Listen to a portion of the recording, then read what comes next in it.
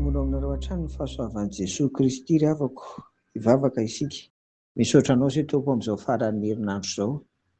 Ary ny mpololotra aty am-ponay dia te hitanisa izay rehetra asanao, izay rehetra nataonao tamin'ny fiainanay, tsy ampy izao fotoana izao hanatanterahana an'izany.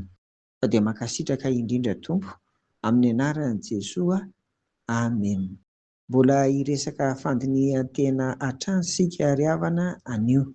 Andeha vakiana amin'ny anaran'i Jesosy ary ny Romanina 2:1 ka hatramin'ny 3. Koa amin'izany tsy manan-kalahatra ianao raha lehilahy, nazovy ianao izay mitsara, fa izay hitsaranao ny sasany no hanamelohanao ny tenanao koa. Fa ianao izay mitsara aza dia mba manao izany ihany koa. Nefa fantatsika fa ny fitsaran'Andriamanitra dia araka ny marina amin'izay manao toy izany.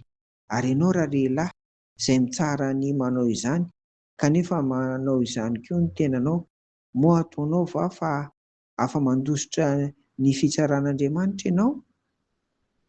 Amen.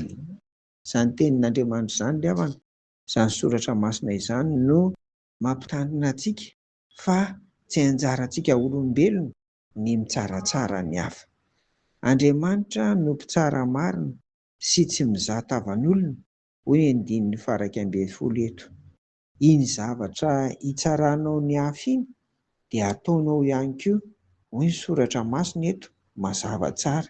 Tsarovy ary fa Andriamanitra dia mamaly ny olona araka ny asany avy, hoy ny 1:5.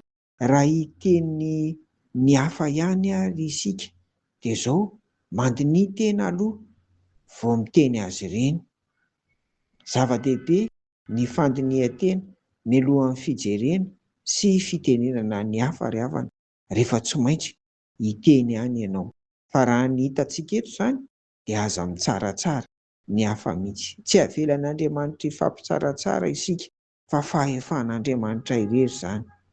Ny fandinihan-tena no tokony atao mialoha, ahafahantsika miala ny fitsaratsarana ny hafa, ahafahantsika miala ihany koa amin'izay mety ho fanamelohan'Andriamanitra.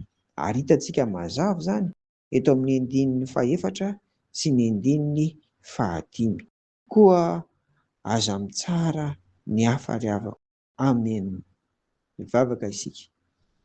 Misaotra anao ary izay ny amin'ny teninao Tompo, fa ampianaro zahay handiny tena aloha, vao handinika sy hijery ary tenin'ny hafa. Ary ampio izay mba tsy hifampitsaratsara amin'izao fiainana izao. Amin'ny anaranao no naovanay izany vavaka izany. Amen.